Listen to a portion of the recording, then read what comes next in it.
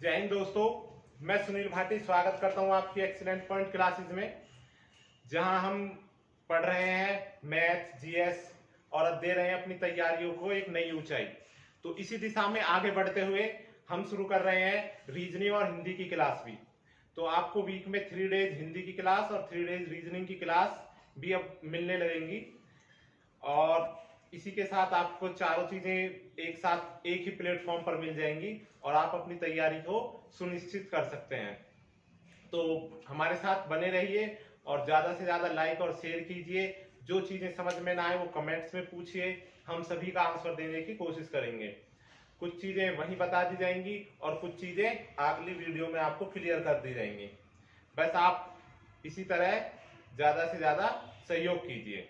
तो इसी उम्मीद के साथ कि आप इसी तरह सहयोग बनाए रखेंगे, हम क्लास को आगे बढ़ाते हैं। तो आज की क्लास करते हैं बच्चों। आज मैथ में नंबर सिस्टम लास्ट है और नंबर सिस्टम में हम क्या कर रहे हैं, विविध। विविध यानी वो टाइप जो एक एक दो दो क्वेश्चन होते हैं, अलग अलग तरह के क्वेश्चन जो बचे हैं वो यहाँ पर हम इनको खत्म कर लेंगे। तो विविध में कुछ क्वेश्चन अलग अलग है, टॉपिक का नाम नहीं होगा, हर क्वेश्चन अलग अलग हो सकते हैं। देखते हैं उनको 1 बाय 1। आप तैयार हो जाइए, फटाफट करते रहिए साथ के साथ। तो आते हैं पहले क्वेश्चन से, शुरुआत करते हैं। जैसे सबसे पहला क्वेश्चन है, किसी संख्या को 425 से विभाजित करने पर 45 शेष आता है। यदि उसी संख्या को 17 से विभाजित किया जाए तो शेष क्या प्राप्त होगा। तो शेष के क्वेश्चन है, शेष क्या प्राप्त होगा देखते हैं। हम भाग करते हैं। तो भाग में आप जानते हैं जो यहां संख्या होती है इसको बोलते हैं हम भाजक, है ना, डिवाइजर। और यहां जो होता है इसको बोलते हैं भाज्य, डिविडेंड।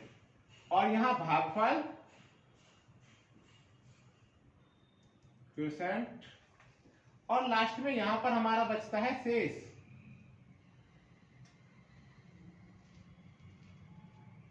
रिमाइंडर।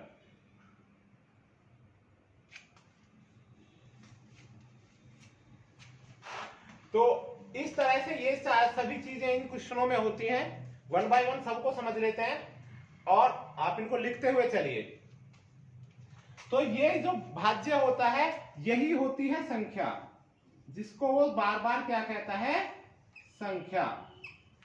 और शेष देता है और आगे शेष ही ज्ञात करने के लिए कहता है। इसी को आगे बार बार ज्ञात करने के लिए कहा जाता है, एक बार दे दिया जाता है और आगे ज्ञात करने के लिए कहा जाता है।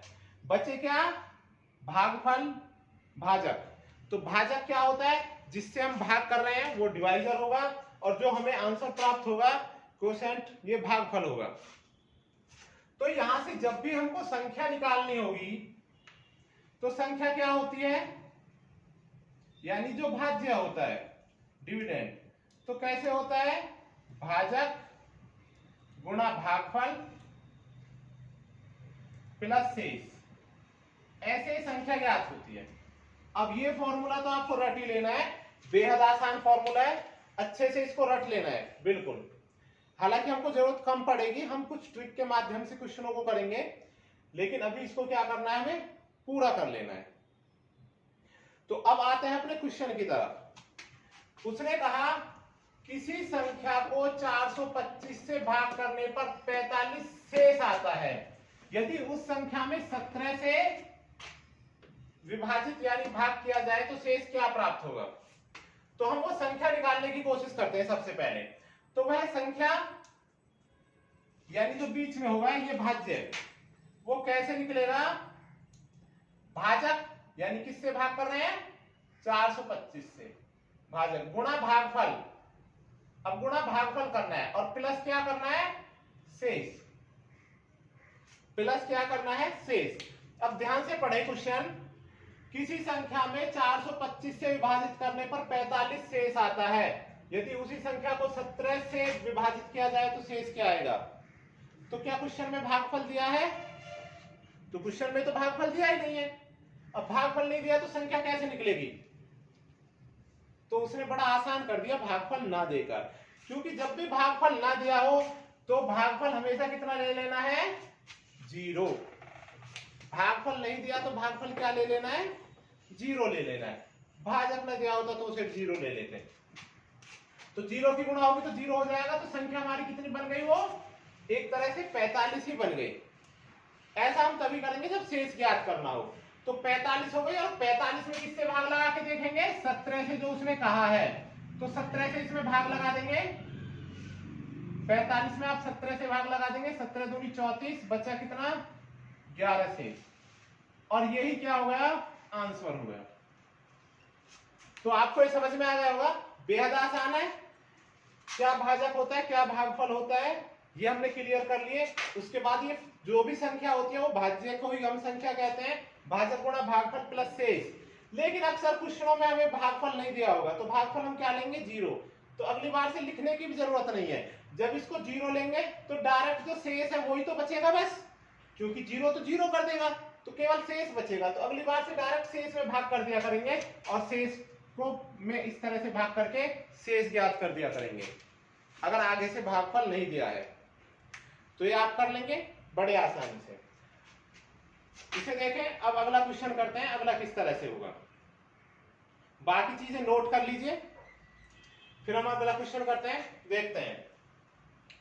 एक संख्या को 44 से भाग करने पर भागफल 425 आता है और शेष 34 बचता है।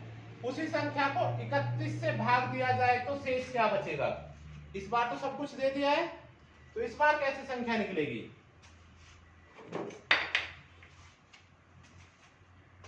तो ये आपने नोट कर लिए होंगे, इनको फॉर्मूले को नोट कर लें, फिर इस क्वेश्चन को करते हैं।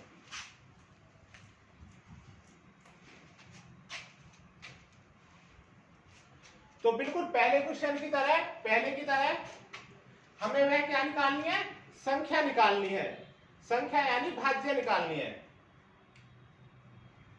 तो संख्या यानी भाज्य कैसे निकलेगा, भाजक कितना है, 44 से भाग करते हैं, भागफल कितना आता है 425 और प्लस शेष 34, यह संख्या आ जाएगी। ठीक है, यह संख्या आ जाएगी, इतनी कैलकुलेशन करेंगे संख्या आ जाएगी। और फिर जो भी संख्या आएगी उसको किससे भाग करेंगे, 31 से, और क्या ज्ञात करेंगे, शेष, है ना, यही तो काम करना है। अब आप कहोगे ये गुणा कौन करेगा भाई, ये तो बड़ी लंबी चौड़ी गुणा हो गई। तो ऐसा नहीं है, ये लंबी चौड़ी गुणा करने की हमें जरूरत नहीं पड़ेगी। हमें पता लगा कि ये मेरी क्या हो गई, संख्या हो गई। इतने से जो भी आंसर आएगा वो क्या हो जाएगी, वो संख्या बन जाएगी। अब उसने हमसे क्या भागफल पूछा है, नहीं, क्या पूछा है, केवल शेष। तो हम जो भी ये संख्या प्राप्त होगी 44 गुणा 425 प्लस 34 बटे, इसी में भाग दे देंगे किससे, 31 से, और केवल शेष ज्ञात करेंगे। तो सबसे पहले 31 से 44 को काटेंगे, कितनी बार जाएगा, 31 एकम 31, बचे कितने, 13, यहां 13 बच जाएंगे। अब दूसरा क्या है 425, 31 से 425 को भी काट लेंगे, तो 31 एकम 31, बचे कितने, 11 और 15। आप तुरंत भाग लगा के देख लें ऐसे, 425, 31 एकम 31, बचे 1 1 और ये 5। अब कितनी बार जाएगा, 3 चौक 12, तो 3 3 9 बार जाएगा, 93। ये बचे 2 और ये बचे 2, 22।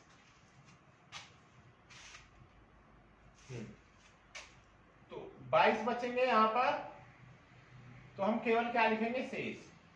अच्छा, हम केवल शेष क्यों लिख रहे हैं, क्योंकि शेष ज्ञात करने के लिए कहा है, तो हमें शेष से ही मतलब है, बाकी चीजों से मतलब नहीं रहेगा।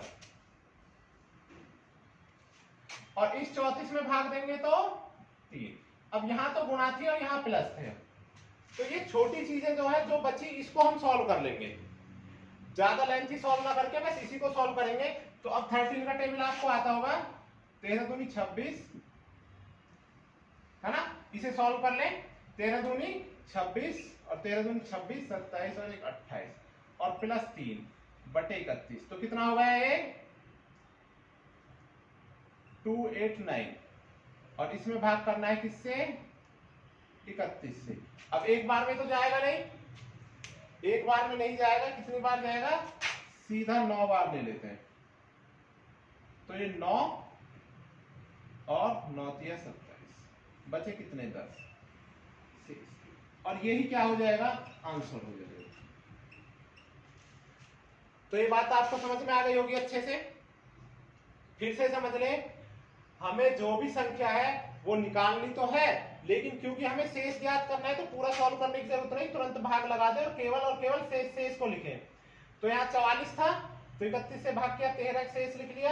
यहाँ ये था तो हमने अलग से भाग लगा के देख लिया, और ये बचा हमारा 22 शेष, वो लिख दिया। अब जिनके बीच गुणा थी वो गुणा कर दी, और जहां प्लस था वहां प्लस कर दिया, और आंसर आया हमारा 289। इसको 31 से भाग लगाया, 10 शेष और 10 ही क्या हो गया आंसर हो गया। तो ये आपको चीजें आ गई होंगी समझ में, इसको भी नोट कर ले। फिर अगला देखते हैं, 5 अंकों की वह न्यूनतम संख्या क्या है जो 123 से विभाजित होती है।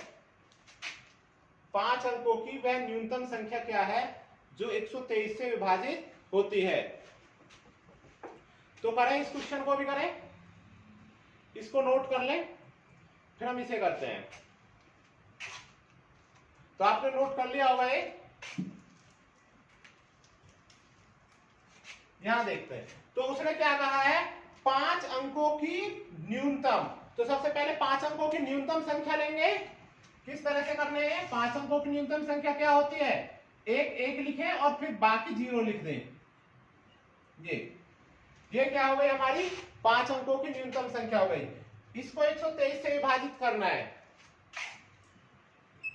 123 से विभाजित करना है। तो बस ऐसे ही करते हैं, बड़ा आसान क्वेश्चन होते हैं। अब देखो 100 में तो जाएगा नहीं, सीधा इसमें हम भाग करेंगे तो कितनी बार जाएगा, 8 बार चला जाएगा। 8 के 24, 8 96, 97 और 1 98। तो कितना बचा यहाँ पर 16 बचा, 16, एक 0 और उतार लें। ठीक है, अब यहां से क्वेश्चन है जो हमको समझना है। अब देखिए 123 में कितनी बार टेबल जाएगा इसका, 123 में कितनी बार टेबल जाएगा।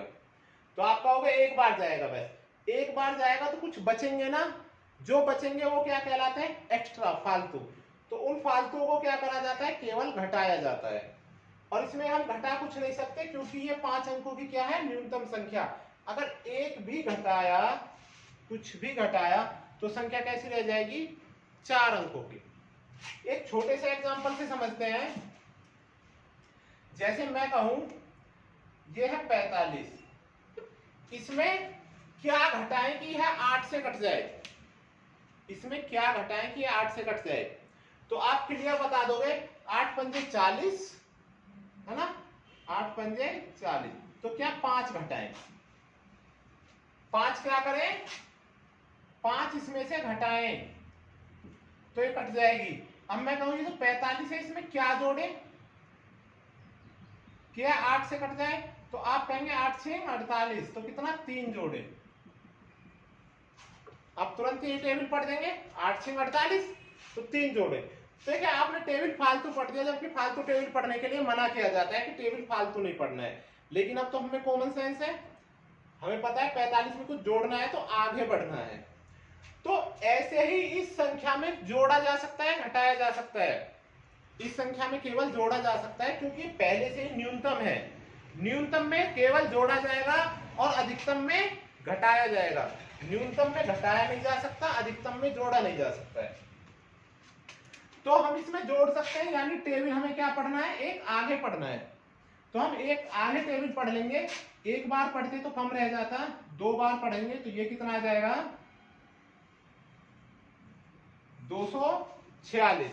अब अगर हमारे पास 246 होते तो टेबल पूरा चला जाता, लेकिन 246 नहीं है, कितने 160। तो कितने कम रह गए, इसमें से इसे घटा लेंगे।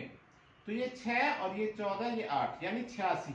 अगर हमारे पास 86 अंक और होते, यहां पे 160 के बजाय क्या होता 246, यानी 86 और होते तो टेबल क्या होता, पूरा पूरा चला जाता। तो ये जो 46 है यही क्या होंगे, जोड़ने पर इन्हीं को जोड़ देंगे, किसमें, इस 5 अंकों की छोटी से छोटी संख्या में।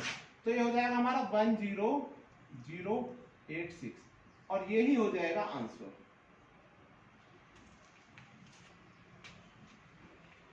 अगर कहता 4 अंकों की छोटी से छोटी संख्या तो वो 99 लिखते और लास्ट में क्या करते, टेबल को कम रहने देते और घटाते।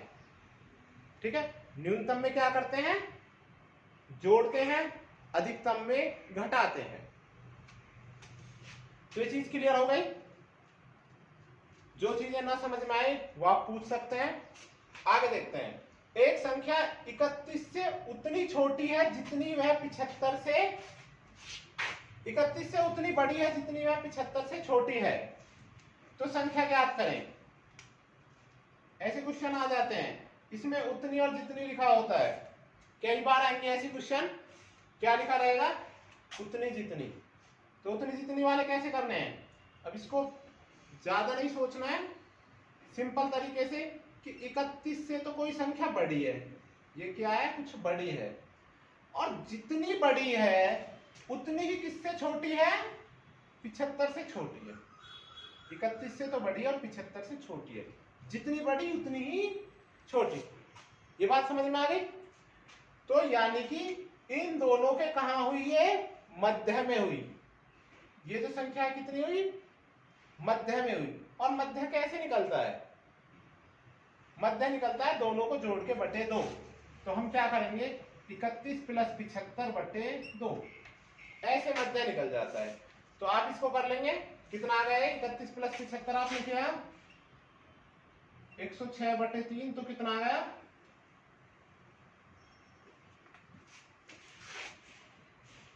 ये आ गया 53।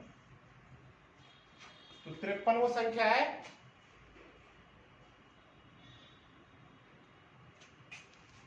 हाँ ये 2 रखना है। 53 वो संख्या है जो 31 और 75 से, 31 से उतनी बड़ी है जितनी 75 से छोटी। तो ऐसे क्वेश्चन आए जब भी समझ लेना है जितनी दूरी है उतनी दूरी है, यानी मध्य। और मध्य निकालने का बड़ा आसान तरीका है, दोनों को जोड़कर बटे 2 करते हैं।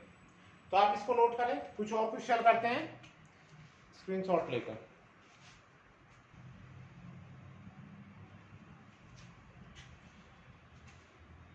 अगले क्वेश्चन हम लेते हैं। अगले क्वेश्चन है, यदि a और b विषम संख्याएं हैं तो इनमें कौन सा सम होगा। a और b क्या है, हमारे ऑड नंबर है। तो 4 ऑप्शन दिए हैं, इसमें कौन सा ऑप्शन क्या होगा, इवन नंबर होगा, ये बताना है।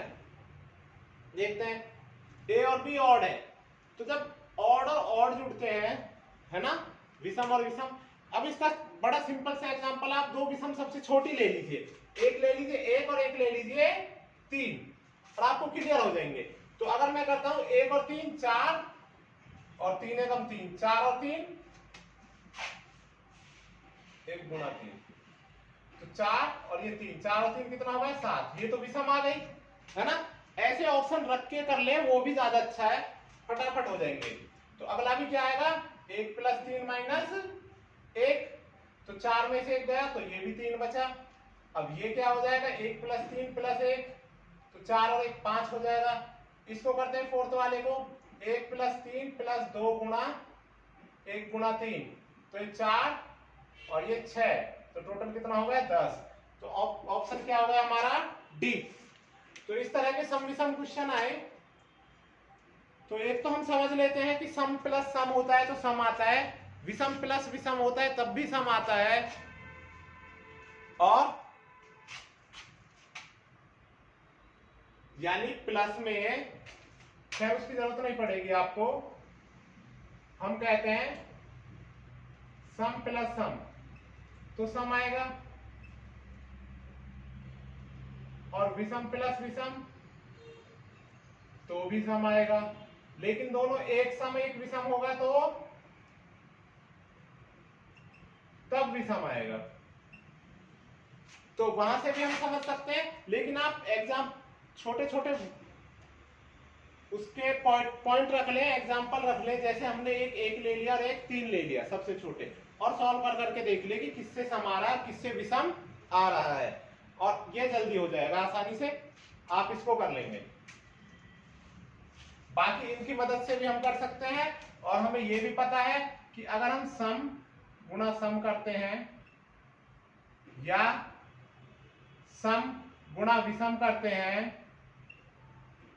या फिर विषम गुणा विषम करते हैं, तो दोनों सम होंगे तो भी सम आएगा, एक सम एक विषम होगा तब भी सम आएगा, और दोनों विषम होंगे तभी विषम आएगा। तो गुणा में इस प्रकार और जोड़ में इस प्रकार। तो ये चीजें आपको समझ में आई, तो इन्हीं का यूज करके हम यहां पर इनको आसानी से कर लेंगे। खैर आगे बढ़ते हैं। आसान क्वेश्चन था, आप वैल्यू रखेंगे और सॉल्व करके देखेंगे। 100 से 600 के बीच ऐसे पूर्णांकों की संख्या कितनी है जो 4 व 6 दोनों से विभाजित होते हैं? किस किस से होते हैं? 4 और 6 से। अब देखें, ये इंटरवल आपको कुछ भी दिया हो सकता है अलग अलग, यहां संख्याएं और कुछ दी हो सकती हैं। किस तरह से करना है वो क्वेश्चन? ऐसी संख्या जो 4 से भी कटे और 6 से भी कटे। जब 4 से और 6 से दोनों से कटेगा तो हमने विभाज्यता के रूल में पढ़ा था, 4 गुना 6 वह संख्या किससे? 24 से भी कटेगी। वह संख्या किससे कटेगी? 24 से भी कटेगी। अब जो भी हमें इंटरवल दिया हो उसमें भाग लगा के देख लेंगे एक एक करके। जैसे हमने लिखा है 100 तक, 100 तक 24 कितनी बार कटता है? 24 चौक 96, कुछ शेष बचेगा तो कितने 24 से कटने वाले आ गए? 4। और 600 में चेक कर लेंगे कि इसमें 24 से कटने वाले कितने आते हैं? 24 दूनी 48, 24 की 72, तो 24 दूनी 48, बचा कितना? 12। अब 0, 24 पंजे 120 कट गए। तो 600 तक कितनी संख्याएं आई? 25। और यहां तक कितनी संख्याएं आई? 4, 100 से पहले। तो अब यहां देखेंगे, यहां पर तो हमारा शेष 4 बच रहा था, लास्ट क्या आई थी? 96, यानी 100 से पहले कितनी है? 4, उनको घटा ले। और 600 तक कितनी है? 25। 25 में सबसे लास्ट वाली 600 भी होगी, क्योंकि लास्ट में शेष क्या बचा है हमारा? 0। तो हम इस 25 में से 4 को घटाएंगे। 25 संख्याएं 600 तक, और 100 तक कितनी संख्याएं आई? 4। तो हमारे पास बची कितनी? 21। लेकिन पूछा क्या है उसने? 100 से 600 के बीच। देखो, कभी तक लिखा मिलेगा और कभी लिखा मिलेगा बीच में। तक लिखा मिलता है तो ये संख्या भी ली जाती है, और बीच में लिखा होता है तो ये संख्या ली नहीं जाती। अब 600 तो पूरा पूरा कट रहा है 24 से, तो यानी 625वीं संख्या क्या है? 600।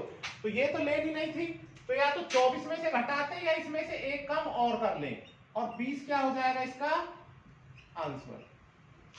20 आंसर क्यों हुआ? क्योंकि उसने बीच में कहा था, उसने कहा 600 नहीं लेनी है। तो बस थोड़ा सा ध्यान रखना है, जब भी कभी वो बीच में कह दे तो जो लास्ट टर्म होती है वो नहीं ली जाती है, और अगर वो बीच में ना कहे तो वो भी लास्ट टर्म यानी तक कहे, 100 से 600 तक, तो क्या करते हैं? इसको भी लेते हैं, यानी तब हम 25 से ही घटाते। अब 600 तक है तो कितनी? 25, लेकिन 600 से कम कितनी है? 24, और 100 से कम कितनी है? 4, ये घट के 20। या तो ऐसे कर लें या बाद में एक घटा लें, बात वही है। तो ये बात समझ में आ गई होगी। तक लिखा होता तो हम ये एक नहीं घटाते। कर लेंगे इसको, आगे देखते हैं। 4 अंकों की बड़ी से बड़ी संख्या जो 307 से पूर्णतः विभाजित हो, तो ऐसे क्वेश्चन तो भी किए हैं, आप कर लेंगे इसको बड़ा आसानी से। 4 अंकों की बड़ी से बड़ी संख्या लगा लिखे और उसमें 307 से भाग लगा दे। ये नोट कर लिया होगा, आप इसे नोट कर लें, नहीं करा है तो वापस थोड़ा सा बैक करके और नोट कर लें। हम देखेंगे क्या लेना है? 4 अंकों की बड़ी से बड़ी संख्या। क्या होती है 4 अंकों की बड़ी से बड़ी संख्या? जब बड़ी से बड़ी संख्या लिखनी होती है तो 9 लिखते हैं उतनी ही बार। तो 4 बार हमने क्या लिख दिया? 9, और इसमें किससे भाग दे दिया? 307 से। ठीक है, अब ये बड़ी से बड़ी संख्या है तो इसमें जोड़ नहीं सकते, क्या कर सकते हैं? घटा सकते हैं, तो लास्ट में कम रहने देंगे। टेबल पढ़ते हैं, सबसे पहले कितनी बार जाएगा? 3 बार। 3 7 21, 3 3 9, बचा कितना? ये 8 और ये 7, फिर से 9 उतार लिया हमने। अब कितनी बार जाएगा? 2 बार। 3 बार तो जाएगा नहीं, और हमें वैल्यू कम रखनी है क्योंकि हमें घटाना है, जोड़ना नहीं है। तो हम 2 बार टेबल पढ़ेंगे और ये जाएगा कितना बचा 5 और ये 7 और 175। अब 175 क्या होंगे, इसमें जोड़ा नहीं जाएगा ना, हमने वैल्यू कम पढ़ी है तो ये फालतू था, यानी ये हमारा कितना फालतू है 175। ये फालतू है तो इसे क्या कर देंगे हम घटाने पर, किसमें से घटाएंगे, इस सबसे ऊपर वाली संख्या में से, जो 4 अंकों की सबसे बड़ी से बड़ी संख्या थी। तो 9 से 5 गए 4, 9 से 7 गए 2, 9 से 1 गया 8 और ये 9। तो यही हो गई 4 अंकों की सबसे बड़ी संख्या जो 307 से पूरी तरह कटेगी। तो ये समझ में आ गया होगा पिछला क्वेश्चन और ये क्वेश्चन। जब छोटी से छोटी कहे तो टेबल आगे पढ़ ले, और बड़ी से बड़ी कहे तो टेबल ऐसे ही नॉर्मल पीछे रहने दे और इसको घटा ले और छोटी से छोटी में जोड़ ले। तो आसान क्वेश्चन है, कर लेंगे। अगला देखते हैं, दो संख्याओं का योग 8 है और उनका गुणनफल 15 है, इनके व्युत्क्रम का योग ज्ञात कीजिए। बेहद आसान क्वेश्चन है, लेकिन एक बार आप कर लेंगे तभी कर पाएंगे। अब दो संख्याओं का योग कह दिया है 8, तो दो संख्या क्या हो सकती हैं हमें नहीं पता है। दो संख्याएं कुछ भी मान ले, एक ए मान ले और एक बी मान ले। ए और बी का योग कितना है 8 और गुणा कितनी है, ए गुणा बी कितना है 15। ठीक है, अगली बार से इन्हें डायरेक्ट करेंगे। अब पूछ रहा है उनके व्युत्क्रम का योग ज्ञात कीजिए। व्युत्क्रम क्या होते हैं, ए का व्युत्क्रम, ए का इनवर्स। तो ए का इनवर्स होता है 1/a और बी का इनवर्स क्या होता है 1/b। तो 1/a प्लस 1/b ये ज्ञात करना है। तो देखें एलसीएम क्या आएगा ए बी, और इधर क्या आएगा, इधर आ जाएगा बी, इधर आ जाएगा ए। एलसीएम ए बी होगा तो बी की गुणा यहां हो गई और ए की गुणा यहां हो गई, क्या आ गया।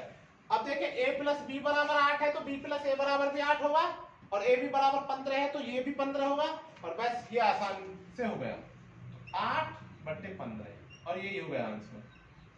अगली बार से इसे आप डायरेक्ट कर लेंगे जब आप इसको अच्छे से समझ लेंगे। तो इसी तरह तेजी से होते हैं, ये नहीं कि क्वेश्चन सबसे शुरुआत में करेंगे तभी तेजी से होगा। जब आप उसे कर चुके होंगे तब वो बहुत तेजी से होगा, या उस टाइप के क्वेश्चन कर चुके होंगे। तो हर टाइप के क्वेश्चन कर लेने हैं, और ये चीजें आपको अच्छे से समझ में आ रही हैं, आप इनको ज्यादा से ज्यादा शेयर कीजिए। और जो क्वेश्चन बचे हैं उन क्वेश्चनों को आप पूछ सकते हैं कमेंट सेक्शन में। मिलते हैं अगली क्लास में, तब तक के लिए थैंक यू वेरी मच।